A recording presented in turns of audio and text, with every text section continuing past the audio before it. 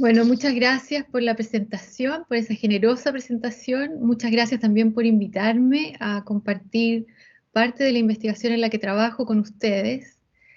Yo, como dijo Oscar, soy chilena, de manera que me resulta siempre muy grato poder compartir hallazgos de investigación en mi propio lenguaje. Normalmente, porque vivo en el Reino Unido, debo esforzarme por decirlo en inglés, pero esta vez la verdad es que espero sentirme más cómoda y más relajada en mi propio idioma. Así es que por todas esas razones, por buenos recuerdos, porque tengo amigos en México, estoy muy contenta de estar en este seminario. He preparado una presentación que quiero compartir con ustedes. Son bastantes láminas, pero la mayor parte de las láminas contienen imágenes que yo intentaré explicarles de la mejor manera posible. Bueno, no voy a hablar sobre mí porque ya me han presentado, solo decir que soy chilena, que de profesión soy asistente social, pero la mayor parte de mi vida académica me he dedicado al estudio del crimen y de la violencia. Y hoy día tengo el placer y el honor de trabajar en el Centro de Investigación sobre la Violencia del Instituto de Criminología de la Universidad de Cambridge. Lo que les quiero comentar hoy día es probablemente muchos datos que ustedes ya conocen, pero yo quisiera referirme un poco a cierta diversidad cultural que es necesario tener cuando uno hace análisis de fenómenos tan complejos como la violencia. Los contenidos que les voy a presentar son contenidos que han sido parte de un curso en la Universidad de Cambridge para los estudiantes de magíster que se llama Perspectivas Globales en Violencia. Y también les voy a comentar algunos hallazgos del estudio Evidence for Better Lives, que en español debe ser algo así como Evidencias para una buena vida, eh, que es un estudio que comenzamos a implementar hace más o menos 3 años y que ya tiene algunos resultados. Entonces, eso es más o menos mi presentación hoy día. Para comenzar, quisiera hablarles un poco de la prevalencia de la violencia en la experiencia de niños y adolescentes. La verdad es que cuando nos ponemos a mirar las prevalencias de exposición a la violencia en población infantil, podemos llegar a datos que son bastante preocupantes. Por ejemplo, en términos muy generales, la evidencia dice que 1,6 billones de niños en el mundo están expuestos a la violencia cada año, y eso significa casi la mitad de la población mundial de niños. De manera que la violencia es algo bastante extendido y que puede tocar muchas de nuestras biografías, de la mía, de la de ustedes y la de muchos niños o de muchos adultos que han sido expuestos a la violencia durante su infancia. Hay distintas expresiones de violencia. Algunas de las más severas corresponden al homicidio de menores de edad. Un estudio, esta no es la cifra más actualizada porque la verdad es que el estudio global sobre homicidios que organiza la UNODC, que es las Naciones Unidas para el Desarrollo, para el Crimen y el Control de la Droga, tiene una versión más nueva, pero las figuras son más o menos similares. Lo que observamos aquí es que un 95% de las... No, estoy equivocada. 95.000 víctimas de homicidio son menores de edad en el mundo. Eso implica que 1 de cada 5 homicidios corresponde a un menor de edad. Hay otras formas de violencia, como por ejemplo la violencia en el noviazgo o en el pololeo, como decimos en Chile, que afecta a 1 de cada 3 adolescentes con distintas expresiones de violencia, como violencia física, emocional o sexual, por parte de las parejas. Y se inicia bastante temprano en la adolescencia. No tenemos tanta información sobre este fenómeno porque es algo que ha comenzado a ser objeto de investigación en los últimos 10 años. Pero alguna información general, no global, no podemos comparar por países, como sí se puede hacer con el castigo físico o la violencia sexual.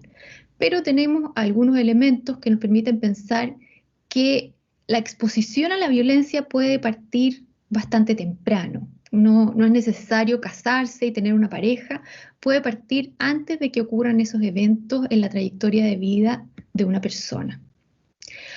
Hay otras formas de violencia, como por ejemplo el bullying, que está muy extendido tanto en Latinoamérica como en otros países del mundo.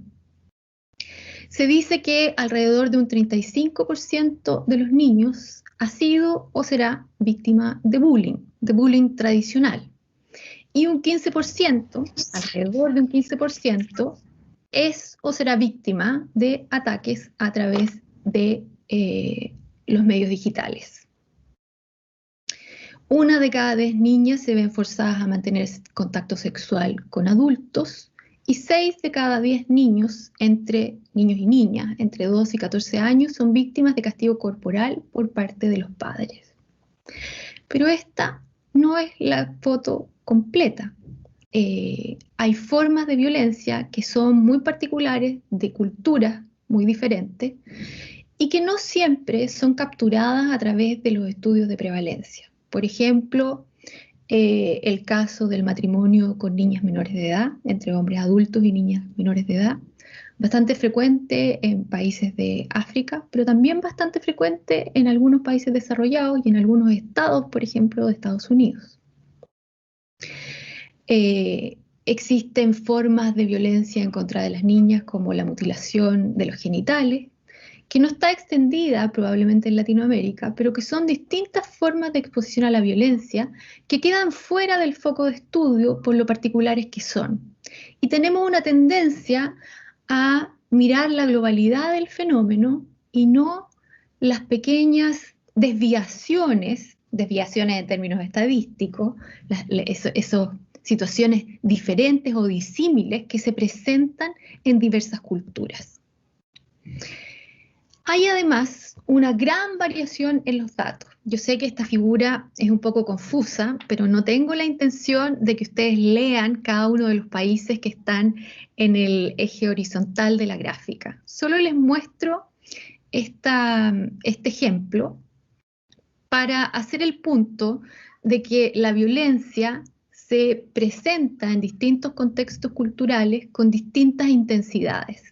Este es el estudio de UNICEF, que es, el título es Plain Sight, no me puedo acordar del nombre ahora, pero es un estudio de la UNICEF que hace una comparación del uso de disciplina violenta en países de ingreso económico medio y bajo. Entonces aquí hay una larga lista de países. En la parte superior de la figura está Ghana, en África, Egipto, Túnez, Palestina, con los índices más altos de uso de disciplina violenta como un método correctivo de padres hacia niños. Y al final de la figura, ustedes pueden ver que países como Cuba presentan los niveles más bajos. La barra roja corresponde a Chile y la barra púrpura corresponde a México. Y están más o menos en similares índices de prevalencia. Alrededor de un 63% de los padres usa algún método de disciplina violento que ha sido culturalmente validado. Entonces, cuando pensamos en la exposición a la violencia, y más aún cuando pensamos en la prevención de la violencia, tenemos que tener en cuenta que esta perspectiva general puede enmascarar muchas diferencias culturales en nuestros países. Hay otro fenómeno que también es interesante de reconocer cuando uno está estudiando la violencia en contra de los niños. Hay distintas formas de violencia que comienzan en distintos estadios evolutivos de un ser humano. El maltrato infantil, por ejemplo, se presenta a edades más tempranas. En la adolescencia es más fácil que un adolescente rechace, se defienda o escape del castigo corporal, pero es mucho más difícil que eso ocurra durante los primeros 5 años de vida. Cuando los niños ingresan al sistema escolar, aparecen otras formas de victimización, por ejemplo, la intimidación, el acoso escolar o también conocido como bullying. El niño está expuesto a la presencia de pares, cosa que a los 5 años es un poco menos común, y por lo tanto aparecen en el contexto escolar ciertas formas de perpetración y de victimización, ciertas formas de perpetración de la violencia y de victimización. Durante la adolescencia se presentan otros fenómenos que tienen que ver con violencia juvenil, la incorporación de adolescentes a bandas o a grupos donde la violencia es una forma de interacción social. También durante la adolescencia observamos la violencia de pareja. La violencia sexual, desafortunadamente, atraviesa todos los estadios evolutivos de un ser humano, o la potencialidad de ser víctima de violencia sexual, y lo mismo ocurre con la violencia emocional o psicológica, o con ser testigo de la violencia. Entonces, además de haber distintas manifestaciones de exposición a la violencia en distintas culturas, también observamos que hay diferencias por estadio evolutivo. Nosotros decimos que en realidad la violencia no solo parte durante los primeros años de vida de un niño. Es posible que la exposición a la violencia parta mucho antes, durante la etapa prenatal.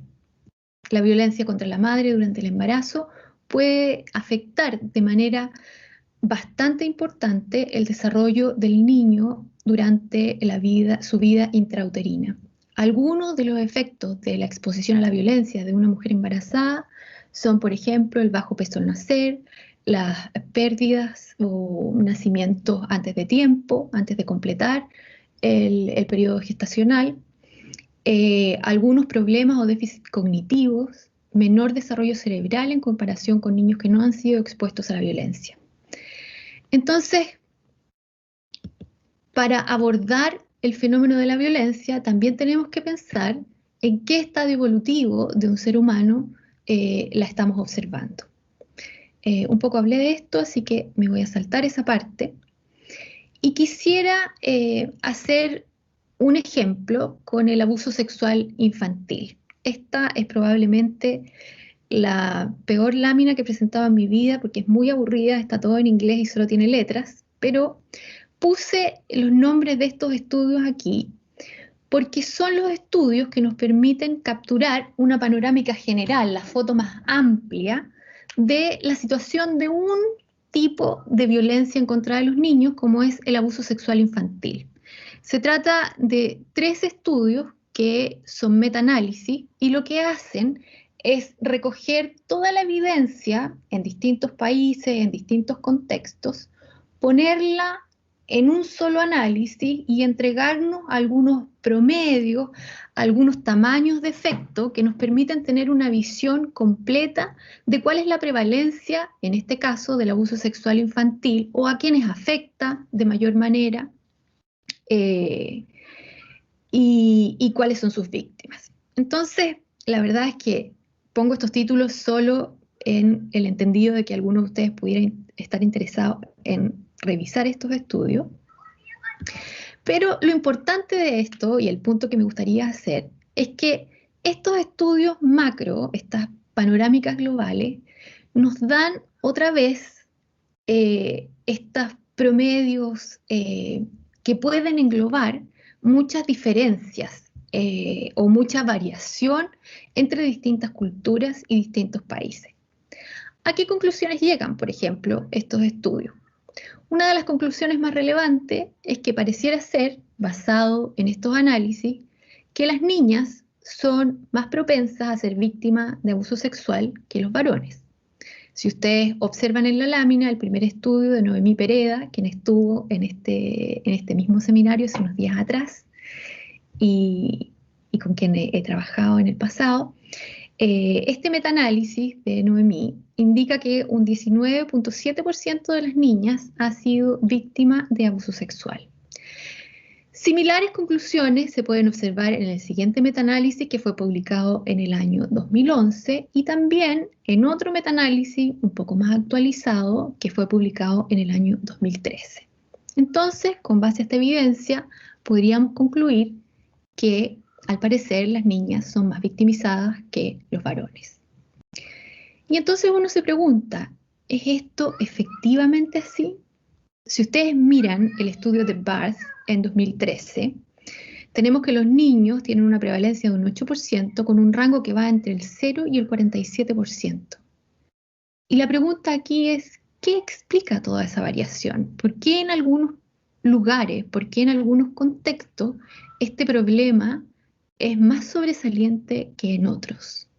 Y entonces lo que nosotros decimos es que quizás lo importante sea entender las diferencias para encontrar allí factores protectores que estén relacionados con diversos contextos culturales.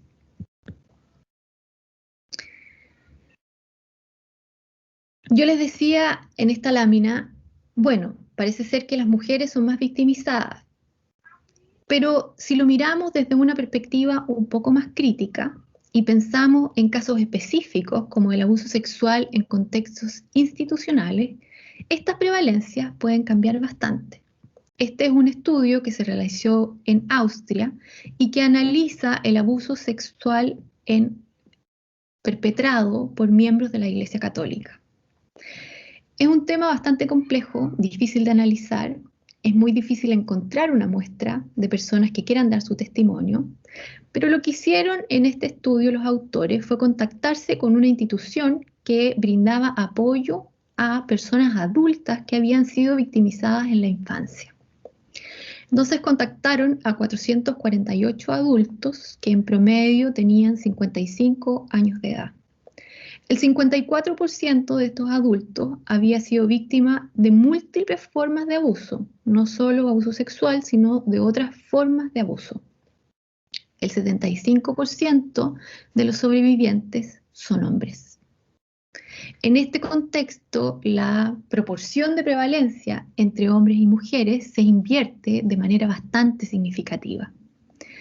Y un dato muy interesante, a pesar de que todos los participantes de este estudio eran adultos, un 50% de ellos mostró, aún en la adultez, síntomas de estrés postraumático. Aquí hay una tabla que demuestra quiénes eran los perpetradores, un poco las características de los perpetradores, y ustedes pueden ver que un 32.5% correspondía a perpetradores de sexo masculino y un 17.5% corresponde a perpetradores de sexo femenino. También esta es una proporción que no se da en general porque muchos de los estudios señalan que la mayor parte de las mujeres son víctimas y la mayor parte de los hombres son perpetradores. Pero en este contexto en particular, les estoy dando un ejemplo, parece ser que las proporciones se ordenan de una manera distinta. Hay múltiples razones que podrían explicar la variación en estas prevalencias. Algunas de estas explicaciones tienen que ver con aspectos más bien metodológicos. Si ustedes se dedican a revisar las escalas con las que se mide la exposición a la violencia o la victimización, las preguntas son muy diversas. Hay preguntas muy generales que tienen que ver a alguien que dicen, por ejemplo, ¿alguien ha atentado sexualmente contra ti o atentó durante tu infancia? Lo que el respondente interpreta como violencia sexual puede ser muy diferente. Entonces, en esta variación puede que hayan algunos elementos que tengan que ver con la metodología. Por ejemplo, el estudio que les muestro en esta lámina indica que mientras más preguntas se hacen, o sea, cuando la escala es más larga y más detallada, las prevalencias son más abultadas para las niñas, pero no para los niños. Entonces, pareciera ser que las mujeres necesitan un poco más de detalle y en esos casos reportan más exposición a la violencia que los varones. Otros elementos que tienen que ver con la administración de cuestionarios o con aspectos metodológicos de los estudios. Este es un estudio que compara instrumentos autoadministrados y entrevistas. Es decir, el participante se le entrega un cuestionario que él completa de manera online o en papel, sin la intervención de un tercero, sin que alguien le haga la pregunta. La persona lee y responde con toda privacidad. Y en el segundo caso estamos hablando de una entrevista en donde hay un tercero que hace preguntas al entrevistado y que recibe sus respuestas, recoge sus respuestas. Hacer entrevistas tiene ventajas, pero pareciera ser que no siempre, y que no siempre en el caso de la exposición a la violencia. Si ustedes se fijan, la barra naranja, que representa instrumentos autoadministrados, reporta mayores prevalencias que en el caso de la entrevista. Es decir, pareciera ser que cuando las personas tienen más privacidad, estarían más propensas a reportar situaciones de violencia. Pero no toda la variación puede ser explicada únicamente por factores metodológicos, por aspectos metodológicos. Es posible, podría ser posible hipotetizar que hay alguna variación que responde a una representación de diversidad cultural. Y este es un estudio interesante que sirve para ejemplificar ese punto. Parte de la variación es real y no es un artefacto de los métodos de investigación. Este es un metaanálisis que fue realizado por David Finkelhor en el año 2013. Él es un investigador que tiene una larga trayectoria en estudios sobre abuso sexual y violencia en contra de la infancia y fue realizado en China. El estudio demostró que en total un 15% de los niños y niñas habían sido objeto de violencia sexual. Esta prevalencia es más baja que la estimación internacional. También el abuso sexual infantil por contacto fue más bajo que la estimación internacional y el acceso carnal o penetración también marcó una prevalencia más baja comparada con la estimación internacional. Esto en el caso de las niñas. En el caso de los niños, las diferencias no son tan sustantivas como habríamos observado en otros estudios de carácter más global. Parece ser que las diferencias por sexo en este contexto cultural aparecen bastante más atenuadas de lo que vimos en las primeras láminas. Entonces Finkelhor se hace algunas preguntas. ¿Por qué el caso de China es tan particular? ¿Es posible que en China los niños sean correctamente supervisados por sus padres, que haya una mayor supervisión parental y por lo tanto haya menos probabilidad de exposición a la violencia sexual? No lo tenemos claro, pero podría haber un elemento allí. ¿Es posible que esto se deba a una cultura menos sexualizada? ¿Juega algún rol la definición de masculinidad en una cultura como la China? Entonces lo que dice David Finkelhor es que deberíamos mirar estos casos para entender cómo los factores que atenúan las diferencias entre niños y niñas o que atenúan la prevalencia de exposición a la violencia sexual se pueden prevenir. Entonces, no tan solo mirar la panorámica general y los grandes números, sino que empezar a mirar con un foco un poco más preciso respecto de aquellos países o de aquellos contextos culturales donde tenemos un intento por reducir la violencia. ¿Podría ser que los factores de riesgo no sean universales? Es una posibilidad. En general, todos los estudios de metaanálisis y estas macro perspectivas de la violencia han llegado a la conclusión de que hay factores más o menos universales que explican la violencia. Por ejemplo, el bajo control de impulsos, haber sido víctima de violencia en la infancia, haber sido testigo de violencia en la infancia, bajo nivel de autocontrol, impulsividad, parecen ser factores más o menos universales. Pero pudiera ser que los factores de riesgo y los factores protectores no sean universales y que hayan algunas distinciones a nivel cultural. Hay algunas teorías que permiten hipotetizar que esto pudiera ser real. Los factores de riesgo a nivel individual y familiar pueden depender del contexto o de la comunidad en la que uno vive. Por ejemplo, se ha observado un alto nivel de interacción entre la impulsividad y el barrio o las características socioeconómicas donde un sujeto crece. Un sujeto impulsivo en barrios pobres puede aumentar su probabilidad de una conducta violenta en la adolescencia, no así en el caso de un sujeto que vive en un sector más acomodado. Entonces, no hay solo factores de riesgo, sino que pareciera ser que las interacciones con otras variables de carácter más social nos pueden dar como resultado distintos niveles de expresión de la violencia o de exposición a la violencia. Hay otro elemento que es importante de tener en cuenta, y es que los efectos de los factores de riesgo aumentan cuando coexisten. Entonces yo puedo tener a alguien que es impulsivo, pero que además vive en un sector deprivado, que además ha sido víctima de violencia en el colegio, como bullying, por ejemplo, que además tiene algunos problemas cognitivos, que además manifiesta déficit atencional, etcétera. Entonces, cuando empiezo a mezclar factores de riesgo, esto puede potenciarse en niveles que no son los que desearíamos. Adrian Raine, que es un investigador que se ha especializado en el estudio de los aspectos biológicos de la violencia. Esto es bastante rechazado en Latinoamérica, como que no nos gusta hablar del vínculo que puede haber entre características intrínsecas y expresión de la violencia. Pero lo que él ha encontrado en sus investigaciones es que los factores de riesgo individuales, como la disposición genética, pueden dar como resultado un comportamiento antisocial y violento o violento solo si también están presentes agentes provocadores en el ambiente.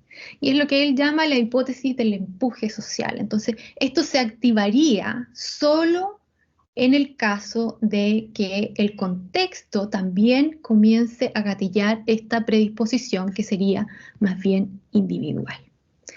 Entonces, resumiendo, tenemos distintas formas de violencia, distintas formas de exposición a la violencia, distintas formas en el transcurso de la vida. Tenemos mucha variación en los estudios comparativos. Parte de esa variación podría deberse a aspectos metodológicos de los estudios, pero también podría ser que tengamos factores de riesgo que no sean universales y que sean los factores relevantes para hacer una estrategia de prevención de la violencia en regiones del mundo como Latinoamérica, como África, como los países que se encuentran por bajo del Sahara o en Asia.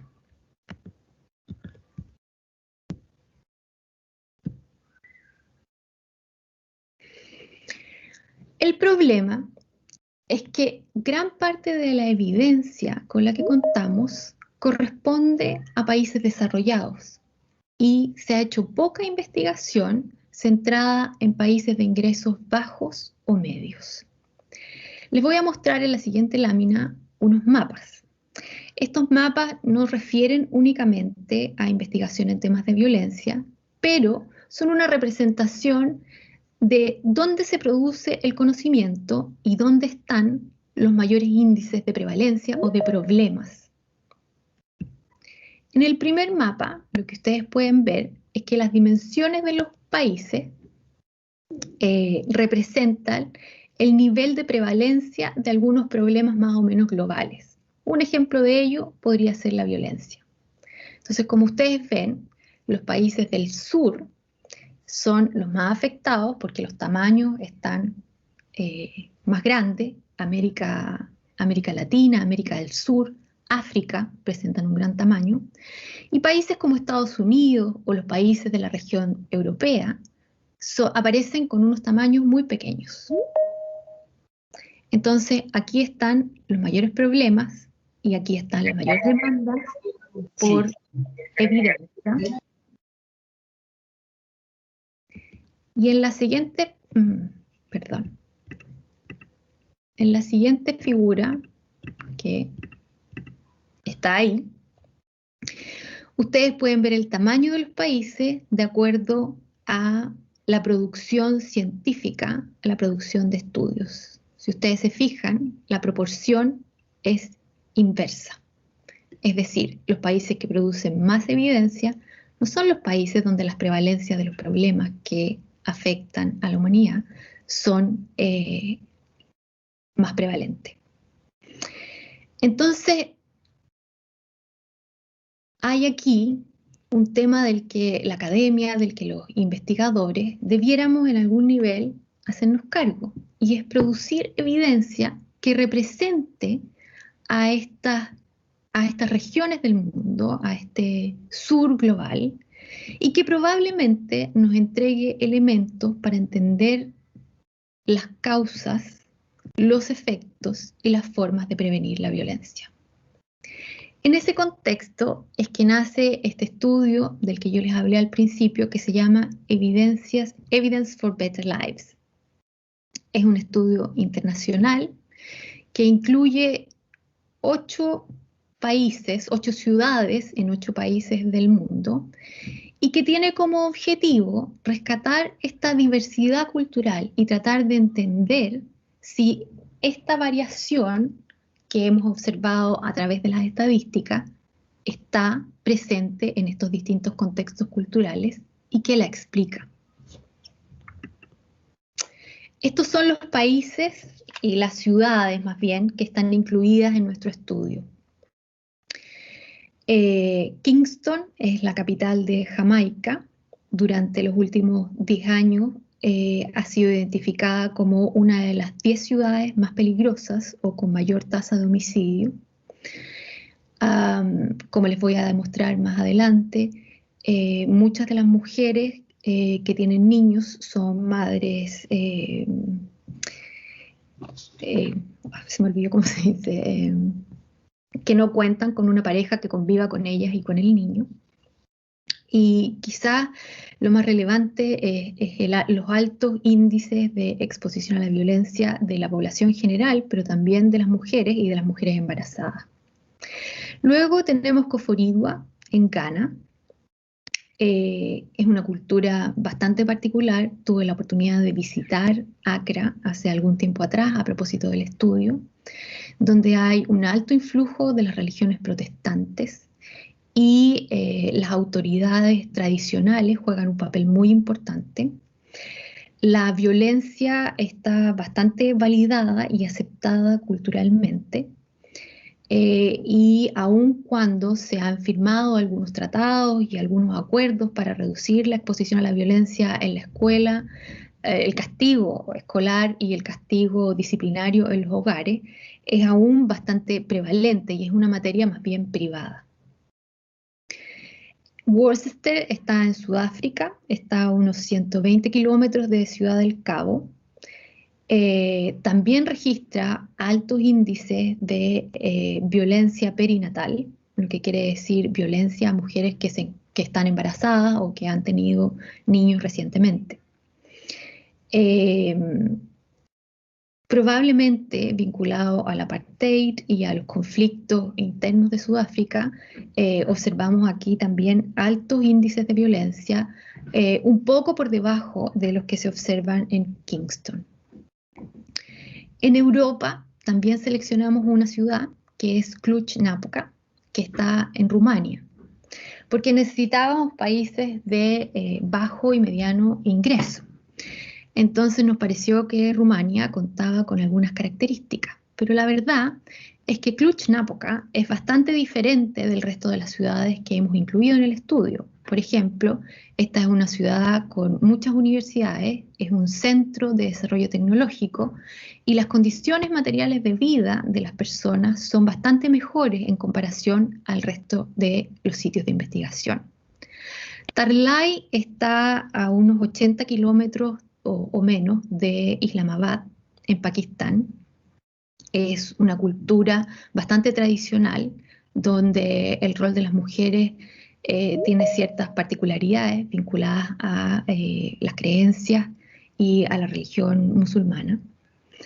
Este es un sector, Tarlai, que no es una ciudad exactamente, es más bien un área a las afueras de Islamabad, que es la capital y que es muy grande, que concentra mucha población migrante empobrecida con bajo acceso a servicios sociales y a servicios de salud.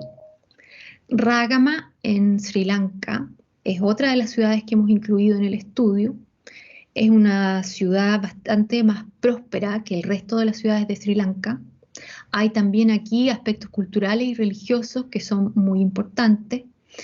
Y un aspecto relevante de Ragama es que el acceso a la salud es bastante extendido y de muy buena calidad. Luego tenemos Valenzuela, que es algo así como una ciudad satélite de la capital Manila. Es un sector industrial de altos niveles de polución y contaminación, pero donde incidentalmente los servicios sociales parecen ser bastante generosos respecto de la población y de sus habitantes. Y el último sitio, el último lugar de investigación es Hue, en Vietnam. También un contexto muy particular. El budismo y el confucianismo son religiones muy prevalentes en esta cultura. Hay valores muy arraigados respecto del concepto más tradicional de familia, una familia nuclear, y gran parte de las políticas de Estado son aún dominadas por el Partido Comunista, lo que implica que tenga características administrativas bastante especiales. Entonces, intentamos seleccionar un conjunto de ciudades que no fueran parecidas, sino que, aún teniendo algunos elementos comunes, por ejemplo, como ser países de de ingreso bajo y medio, además tuvieran algunas características culturales muy específicas. Entonces, IBLS es un estudio longitudinal que hace un seguimiento de una cohorte de 1.200 mujeres embarazadas y 300 padres en distintos contextos culturales. Este estudio es liderado por el profesor Manuel Eisner, que es también mi mentor, y un conjunto de académicos de estas distintas ciudades en el mundo.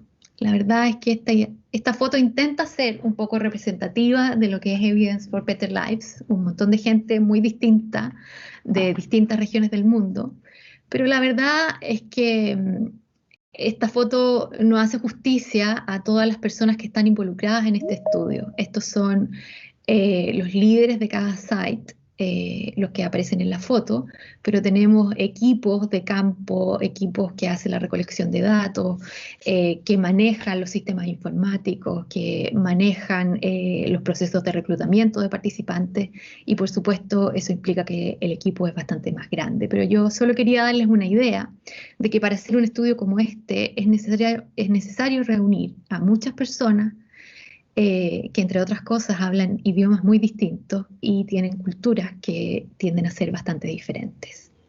El estudio longitudinal se inició como un estudio piloto, porque la gran ambición es tener muestras mucho más grandes en cada uno de estos sites. En algún momento pensamos que lo que en realidad nos gustaría hacer es tener, en vez de 150 mujeres por cada ciudad, seleccionar una muestra representativa de 1.000 o 1.200 mujeres. Pero, como esto era un desafío bastante grande y bastante complejo, quisimos hacer un piloto para entender si éramos capaces, cuáles eran los principales desafíos y cómo íbamos a lidiar con estos desafíos en el futuro. Este proyecto ha sido posible por la contribución de muchas agencias, entre ellas la más importante, la Fundación Bodnar de Suiza.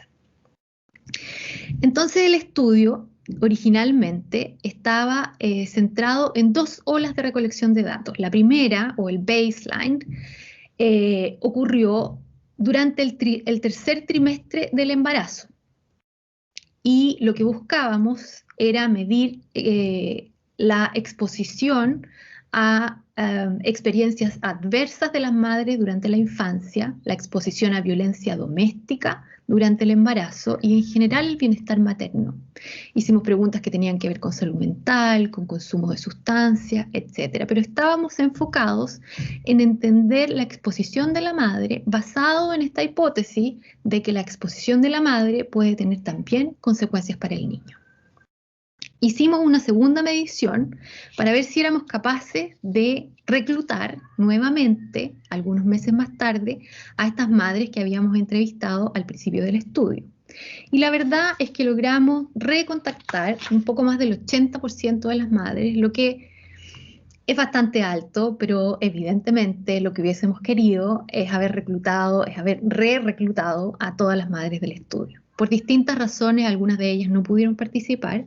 En algunos casos, la razón de esa ausencia tiene que ver con embarazos que terminaron eh, en, en el fallecimiento de los niños o embarazos que no llegaron a término. Esa fue la primera ambición, lograr hacer funcionar este estudio longitudinal con todos estos equipos alrededor del mundo.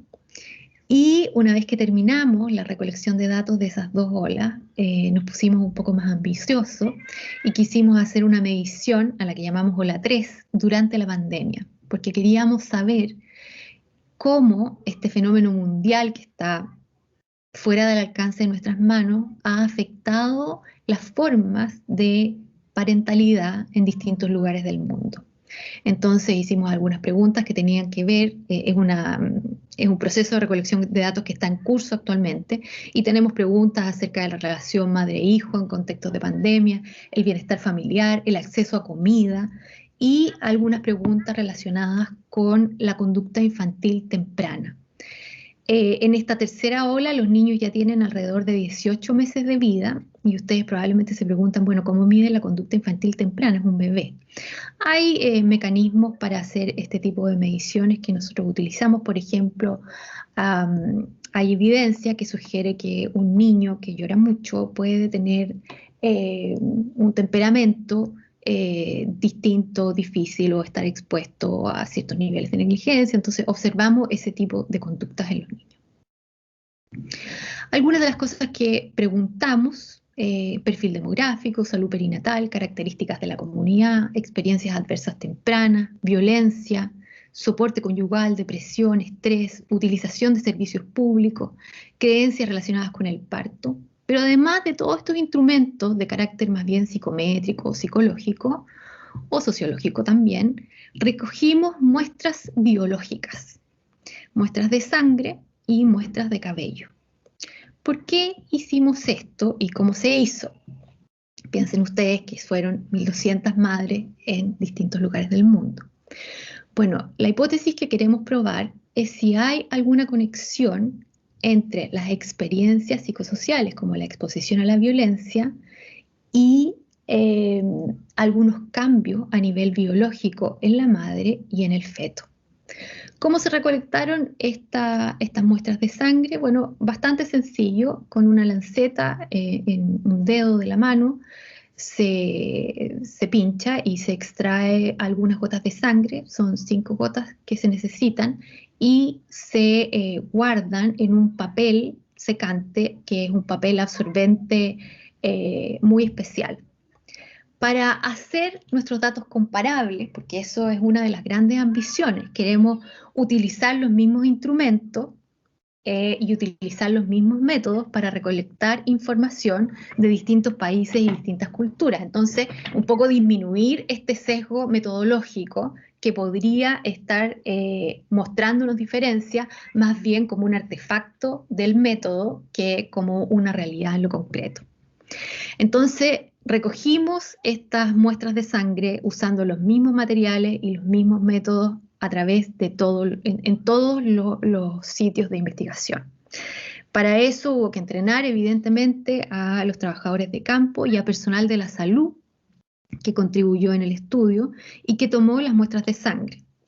Evidentemente, esto fue un poco amenazante en algunas culturas, porque la gente se pregunta qué es lo que van a hacer con la muestra de sangre, si me van a investigar, si van a testear a lo mejor consumo ilegal de drogas, etc. Entonces, hubo que hacer mucho trabajo para poder conseguir consentimiento informado, educar a las personas, a las madres participantes del estudio, también al personal de salud, y explicar que los análisis que se iban a realizar de estas muestras eran muy específicos. Queríamos observar, por ejemplo, en las muestras de sangre, la búsqueda de una proteína que se llama C reactiva, que es un marcador de inflamación.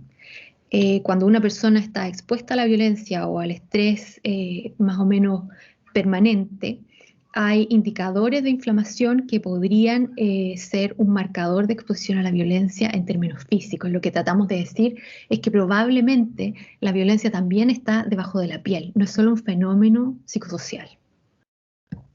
También recogimos muestras de cabello, que fueron otro desafío. En algunas culturas para las mujeres. Las mujeres se cubren el cabello, por lo tanto exponer su cabello a un tercero que recoge una muestra, que corta el pelo, podía ser algo no tan bien aceptado. Es lo que nos imaginamos que podría haber sucedido en Pakistán, pero la verdad es que no fue así. Fue mucho más difícil en Ghana, porque las mujeres, por razones más bien estéticas, no estaban muy contentas de hacer una donación de muestras de cabello. Sin embargo, conseguimos bastante buenos niveles de donación de pelo.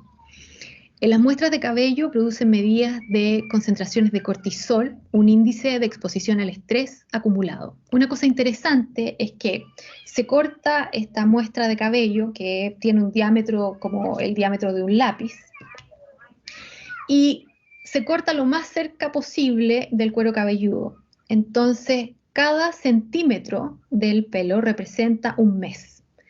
O sea, con 6 centímetros de cabello podríamos tener una visión longitudinal de la exposición a la violencia o los niveles de cortisol durante el embarazo. Utilizamos otros instrumentos, como por ejemplo el ACE, es un instrumento que se llama Experiencias Adversas en la Infancia, y tiene distintos dominios, alrededor de 30 ítems, pero nosotros necesitábamos tener un instrumento que fuera no tan largo. Entonces tomamos solo 18 ítems que hacen preguntas a la madre respecto de la exposición a distintos tipos de violencia o a adversidades durante su infancia. Entonces queríamos saber si estas madres del estudio habían sido expuestas a violencia o adversidad durante su infancia. Medimos también la exposición a violencia doméstica o violencia de la pareja. Utilizamos 13 preguntas del estudio multinacional de la Organización Mundial de la Salud y les preguntamos a las mujeres si algunos de estos eventos habían ocurrido durante los últimos 6 meses, es decir, durante el embarazo. A diferencia del estudio de la Organización Mundial de la Salud, a diferencia de otros macroestudios como el Demographic Health Study, en EBLS nosotros utilizamos entrevistas autocompletadas con audio. Entonces, cuando llegaban este tipo de preguntas, lo que el recolector de datos en campo hacía era entregarle un tablet a la madre, y la madre, de manera independiente y con total privacidad, contestaba a estas preguntas. Evidentemente teníamos muy pocos casos, pero hubo algunos casos donde las madres no podían leer, y por lo tanto las preguntas tuvieron que ser grabadas en los idiomas locales. Algunos de los principales desafíos de EBLS, bueno, traducir todo este estudio a 9 idiomas, tener 8 países muy distintos culturalmente, con distintos niveles de burocracia. Debo decir que en ese escenario la burocracia británica fue bastante sobresaliente. No quisiera dejarles la idea de que era mayor en los países del estudio. Teníamos diferentes sensibilidades, diferentes aspectos culturales que había que respetar. Era necesario asegurar la confidencialidad de los datos y el cuidado de los datos, es decir, almacenar toda esta información en servidores que fueran suficientemente protegidos y que mantuvieran la calidad de la información.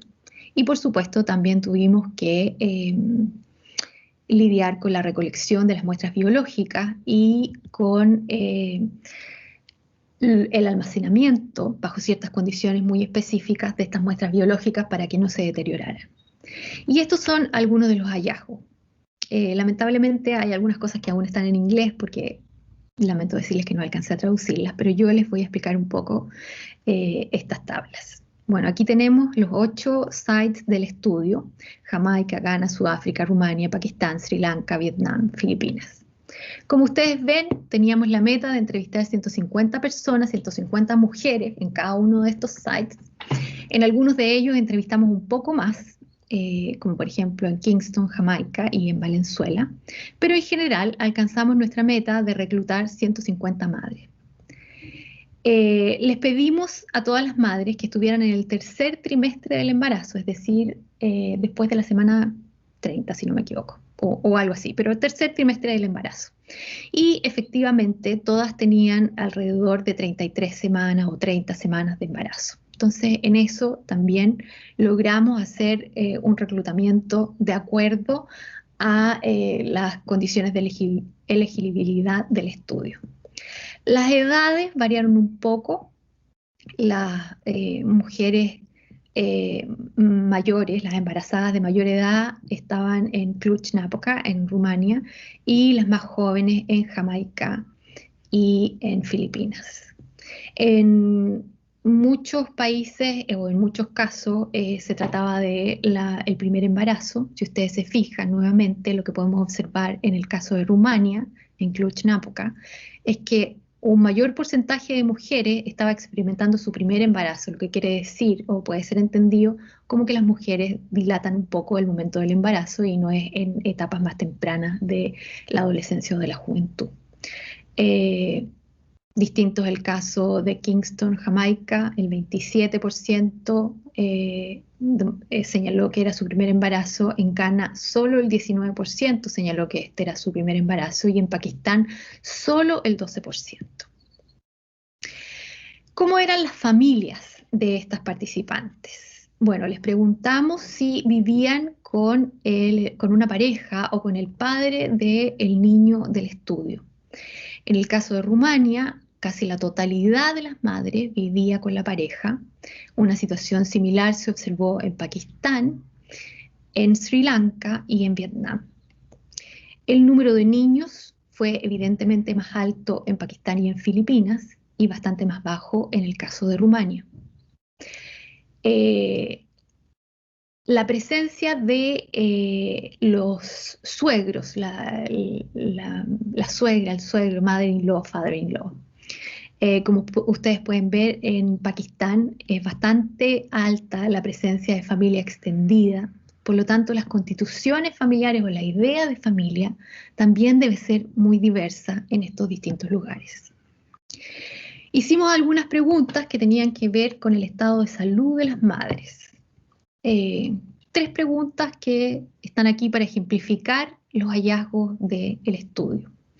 Les preguntamos si habían usado sustancias durante el embarazo, si era un embarazo deseado o no deseado, y si habían recibido atención médica después de 13 semanas de embarazo o después de eso. Y lo que ustedes pueden ver en esta tabla es que algunas madres señalaron haber consumido algún tipo de sustancia. Por ejemplo, las prevalencias más altas las encontramos en Jamaica, en Filipinas, en Sudáfrica, y fueron muy bajas en Vietnam, en Ghana, o mucho más bajas en Vietnam, en Ghana y en Sri Lanka. Respecto de si el embarazo era o no deseado, un 43% en Ghana señaló que no era un embarazo deseado, un 58% en Pakistán y, como ustedes pueden ver, también una alta variación cuyos índices más bajos fueron observados en Rumania, en Filipinas, Rumania y Sri Lanka. El acceso a un control de salud durante el embarazo, durante las primeras semanas de embarazo o después de la 13ª. En Jamaica pareciera ser que el primer control no ocurre durante las primeras 13 semanas, sino que ocurre después de eso, lo mismo en Sudáfrica, pero en Vietnam el acceso a la salud parece ocurrir bastante más temprano.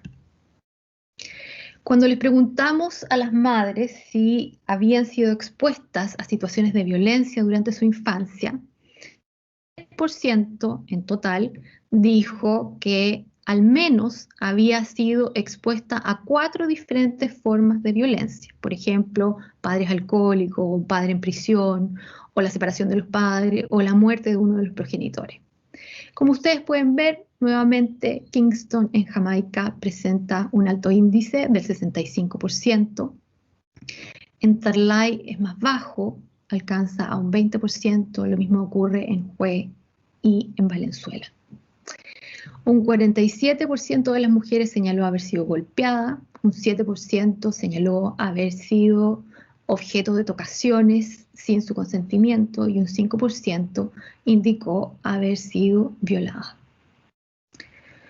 Cuando miramos la exposición a la violencia de las madres en el transcurso de la vida, podemos extraer algunas conclusiones de esta gráfica que probablemente es un poco complicada, pero yo les voy a ayudar a entenderla.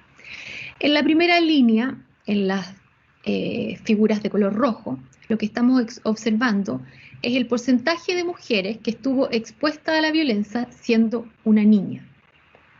Un 72% en Kingston, Jamaica, un 68% en Sudáfrica y alrededor de un 50% en Ghana, Koforiwa, Cluj-Napoca y Valenzuela. Si ustedes se fijan, en Tarlac un 27% y en Hue, Vietnam, un 35%. Porcentaje de mujeres, en la línea azul, porcentaje de mujeres que fue objeto de violencia en su vecindario.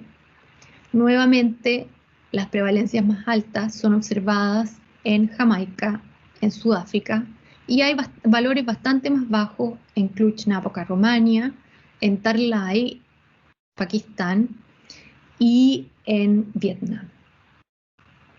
Cuando les preguntamos a las madres si habían sido víctimas de violencia por parte de sus parejas durante el embarazo, las prevalencias son bastante altas. De hecho, son más altas que las prevalencias en otros estudios de carácter global. Si ustedes pueden ver, nuevamente los índices más altos están en Sudáfrica y en Jamaica. Les preguntamos a las madres cuál era su opinión respecto del castigo físico. Entonces se hacían preguntas tales como: los padres que quieren a sus hijos los corrigen y pueden usar castigo físico. Castigar a los hijos físicamente es una expresión de amor por parte de los padres. Y estas fueron, en general, las respuestas de las madres en cada lugar. El castigo tuvo mucho menor apoyo las madres expresaron menor apoyo a las estrategias disciplinarias violentas en Rumania, y los casos o la tendencia más alta fue observada en Sudáfrica, en Kingston, en Pakistán, en Hue, que normalmente estaba presentando índices bajos de violencia, pero aquí encontramos que un 82% condonaba la violencia como método disciplinario hacia los niños. También encontramos gran diversidad en los síntomas de depresión en estos distintos grupos. Este es el grupo que presenta síntomas moderados y severos de depresión. Los más altos se reportan en Tarlac, en Pakistán, y en Kingston. Algunas conclusiones.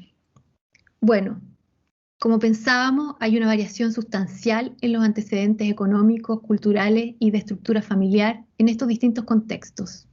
En general, observamos altos niveles generales de exposición a la violencia en la infancia, en aquellas madres que fueron parte del estudio, y también exposición a la violencia en el vecindario. Observamos altos niveles generales de estrés y síntomas depresivos y una variación muy sustancial entre los distintos sitios de investigación respecto de estas condiciones de salud mental. Y probablemente una de las conclusiones a las que arribamos o queremos arribar es que un estudio como este, de esta magnitud y de esta complejidad, es posible. Estas son las últimas láminas de mi investigación. Yo fui parte del equipo que coordinó este estudio desde la Universidad de Cambridge en los distintos en las distintas ciudades que fueron seleccionadas para recoger información.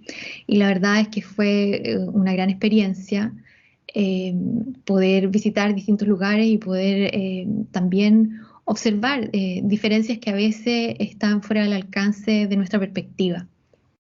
Creo que eso es parte de los aprendizajes que hemos obtenido de este estudio. Se requiere mucho esfuerzo, se requiere muchos recursos y se requiere además tener una relación con los países que contribuyen al estudio que sea más o menos horizontal.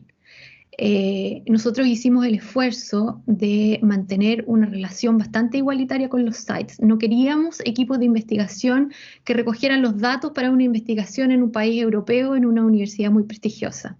Queríamos tener partners en estas distintas regiones del mundo. Por lo tanto, el estudio no solo intenta recoger información, sino también entrenar a académicos en las distintas universidades que forman parte del consorcio y a nuevos investigadores que puedan un poco seguir adelante con este tipo de esfuerzos académicos.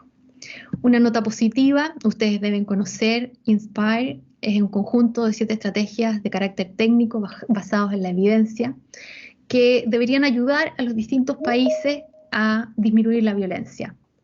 Tener leyes que no condonen la violencia, sino que más bien la persigan, es importante. Es importante hacer cambio en términos de normas y valores. Es importante tener entornos seguros para el desarrollo humano. Es importante apoyar a los padres y a los cuidadores en materias de crianza, entregar herramientas para la disciplina que no necesariamente sean violentas.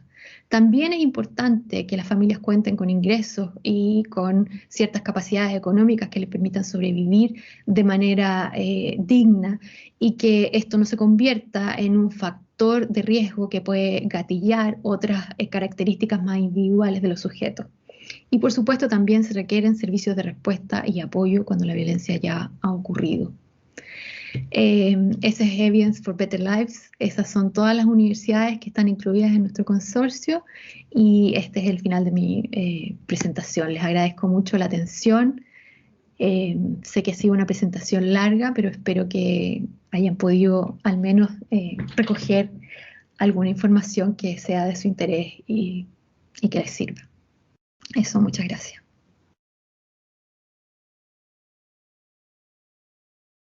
Muchas gracias por tu pregunta. Efectivamente, tenemos una muestra de 150 participantes por site, por ciudad. Y en una primera instancia, uno de los principales objetivos del estudio es recoger información, recoger evidencia. Pero indudablemente la ambición es más que hacer investigación y hacer estos gráficos y presentarlos en distintos lugares. Lo que queremos es que esta información tenga impacto en las comunidades donde la información ha sido recolectada. Entonces, parte de los esfuerzos de este estudio fue hacer un contacto con líderes de cada ciudad, con los alcaldes, con la Oficina de Protección de la Mujer, por ejemplo, con algunas escuelas, con hospitales, porque lo que queremos es que esta información sea utilizada para tomar decisiones en el futuro. Esa es la ambición del proyecto. Indudablemente que no es una tarea sencilla. Las autoridades cambian. Cuando seleccionamos a estos vínculos, a estos líderes que queremos que se hagan parte del estudio, tuvimos que pensar quiénes queríamos que fueran. No siempre podían ser autoridades electas por votación popular, porque esas autoridades se pueden ir muy rápidamente. Entonces necesitábamos tener como partners del estudio algunos funcionarios de carrera que permanezcan en estos lugares y que sean capaces de introducir los resultados del estudio en la toma de decisiones. También quisimos darle la oportunidad de que ellos tomaran algunas decisiones sobre qué es lo que querían saber. Cuando se articuló el cuestionario, cuando hemos estado pensando o desarrollando este estudio, hemos intentado preguntarle a las autoridades locales qué es lo que necesitan saber, cuál es la información que les resulta más urgente. Por supuesto que los tiempos de la investigación son muy distintos a los tiempos de la política pública, y eso siempre va a ser un problema. pero nosotros creemos que aún vale la pena hacer el esfuerzo. En el contexto de EBLS no solo recolectamos información, sino que hicimos un pequeño estudio que se llama Evaluación de riesgos y necesidades en cada comunidad. Entonces, en base a los 7 criterios de INSPIRE, cambios a nivel legislativo, cambios a nivel de norma, contribución socioeconómica a las familias, entrenamiento de habilidades para los padres, evaluamos cada una de las 7 ciudades, qué tan cerca o qué tan lejos estaban. Y hicimos entrega de esa evaluación, que fue de carácter más bien cualitativo, donde entrevistamos a líderes comunitarios. Hicimos entrega de eso a las ciudades para que ellos se queden con ese mapa, de dónde están, de qué tan cerca o qué tan lejos están de este ideal de prevención de la violencia. Entonces, la verdad es que no te podría decir que siempre lo hemos conseguido o que lo vayamos a conseguir, pero parte del programa de investigación de Evidence for Better Lives es entrenar equipos locales, incluir a las autoridades locales y producir información desde cada site utilizando métodos similares.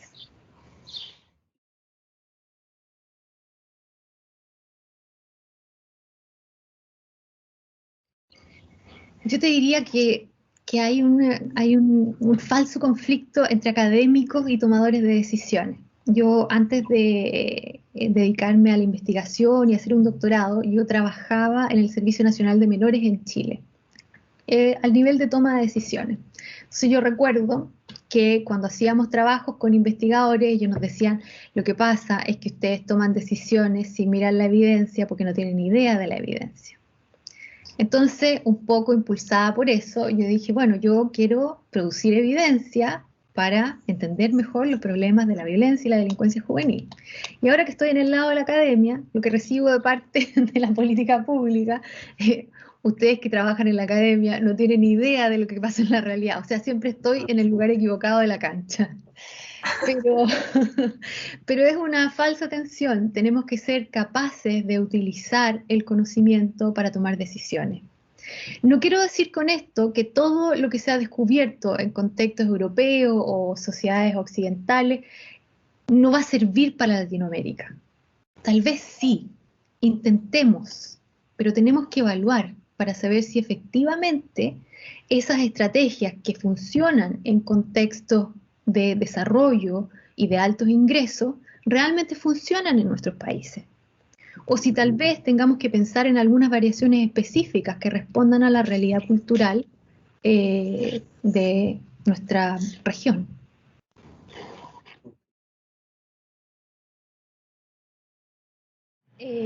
Bueno, la verdad es que la recolección de datos terminó a fines del año 2019 y entonces ahí nos encontramos con una gigantesca base de datos que teníamos que preparar y limpiar para poder ser utilizada por todos los investigadores. Tuvimos la fantástica idea de hacer algunas preguntas abiertas, con lo que al final del periodo de investigación teníamos respuestas en 9 distintos idiomas, el peso de los niños en distintas escalas y en distintas métricas, porque eso varía en distintos lugares. Entonces tuvimos que hacer un esfuerzo muy importante de trabajar con nuestros datos y lograr limpiarlos y hacerlos comunes para todos los investigadores. Entonces la verdad es que recién el año 2021 empezaron a salir las primeras publicaciones que reflejan los resultados de este estudio.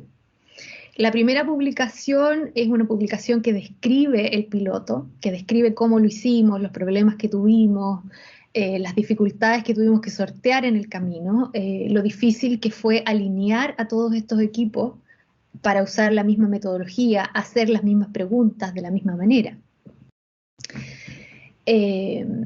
Y una de las cosas que es de nuestro interés hoy día, por supuesto que hay muchísima información, entonces no hemos podido usarla toda, pero una de las cosas en las que estamos enfocados es en evaluar las capacidades psicométricas de los instrumentos. ¿Están los ítems midiendo lo que queremos medir en distintas culturas, sí o no? ¿Representan estas preguntas elementos comunes para todas estas distintas culturas. Tuvimos que traducir, por ejemplo, en inglés, las preguntas sobre actitudes que condonan la violencia tiene que ver con algo que se llama slap, o como cachetadas, no sé cómo se dice en México, bofetadas, algo así. Y esa palabra era tremendamente poco clara para Jamaica, a pesar de que Jamaica e Inglaterra tienen el mismo idioma, inglés. Entonces también pudiera ser que a pesar de que estamos usando los mismos instrumentos, estos instrumentos no estén midiendo de la misma manera en distintos contextos culturales. Entonces, un primer esfuerzo y las primeras publicaciones que hemos estado sacando tienen que ver con observar la capacidad psicométrica de los instrumentos que hemos utilizado. También hay algunos estudios de prevalencia por site. Vietnam, por ejemplo, ya publicó un estudio de prevalencia sobre depresión durante el embarazo. Y así se van instalando distintos esfuerzos por ir entendiendo esta gran cantidad de datos que hemos recolectado, incorporar a otros investigadores. Tenemos un grupo que se llama Early Career Researchers, que son gente muy joven que ayudó a hacer el trabajo de campo, y generamos una instancia donde esas personas reciben cierto entrenamiento porque a veces no conocen los métodos para analizar los datos. Entonces, finalmente, todos los autores eran del norte y todos los recolectores de datos iban a ser del sur. Y no queremos eso, queremos también instalar capacidades. Entonces, el proceso de producción, digamos, de papers no ha sido tremendamente rápido, pero ha sido bastante rápido considerando un estudio de la complejidad de EVLS, y mucho más está por venir, la verdad. Los invito, si ustedes quieren saber más de este estudio, a que revisen la página web del Violence Research Center en Cambridge. Ahí estamos poniendo todas nuestras publicaciones, reportes, datos, y también a veces hacemos eventos a los que está invitado el público general que pudieran ser de su interés.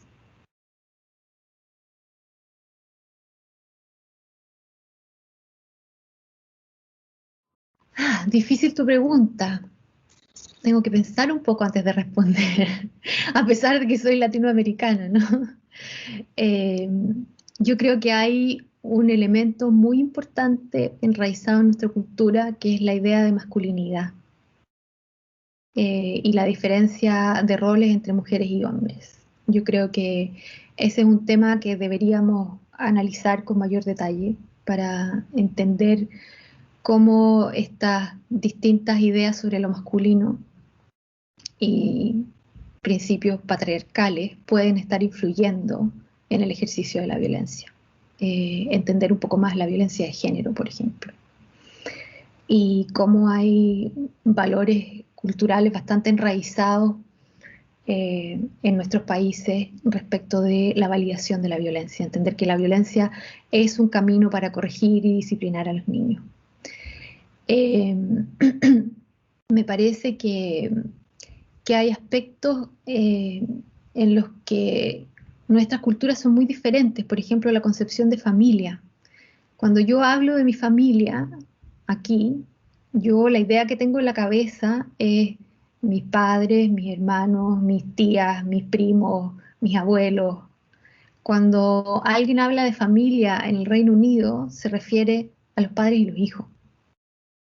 Eh, Creo que el soporte familiar o la idea de familia extendida puede tener elementos protectores y también de riesgo, como la transgeneracionalidad de la violencia, que pasa de una generación a otra, sin que estas familias o que son afectadas por la violencia puedan tener algunos actores que rompen con estos círculos de la violencia. Creo que hay aspectos ahí también que debiésemos observar. Es muy difícil escapar de la cultura de la violencia. Creo que hay situaciones ahí que me parece que sería importante observar.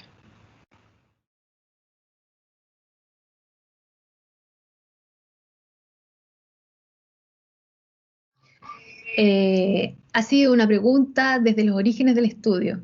Siempre estuvo presente la idea de incluir un país latinoamericano, porque lo más cercano a nuestra región que tenemos es Jamaica. que para los que somos latinoamericanos sabemos que no es tan representativo de lo que es el resto de la región. Y estamos conscientes de que sería muy importante incorporar en el estudio a un país latinoamericano. Ha sido muy difícil encontrar universidades que tengan las condiciones y estén interesadas en formar parte de este consorcio. Y también hemos tenido problemas de recursos y de financiamiento. Hubiésemos querido tener un site más en Latinoamérica, pero los recursos que teníamos eran bastante limitados y era lo que podíamos hacer. Seguimos en el intento de encontrar más financiamiento para este proyecto tremendamente ambicioso, pero tremendamente interesante también.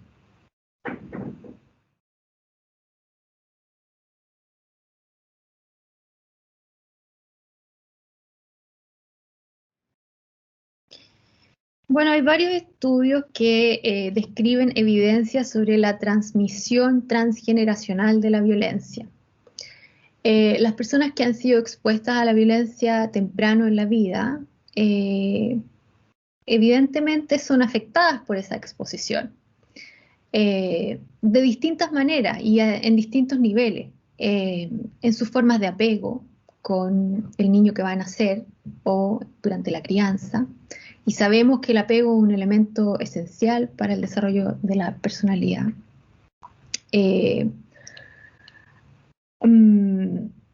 También hay evidencia respecto de diferencias a nivel de género en el impacto de la violencia. Por ejemplo, que en las mujeres había mayor manifestación de trastornos del ánimo o trastornos depresivos, y en el caso de los hombres, consumo de sustancias.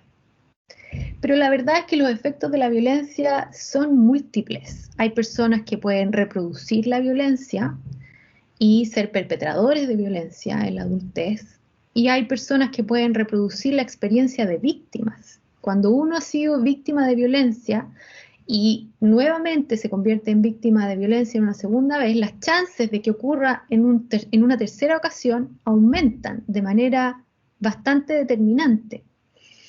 Entonces, yo te diría que así como la violencia tiene distintos factores y habría que mirarlo de una manera más bien sistémica, las consecuencias de la violencia también se expresan de maneras muy diversas.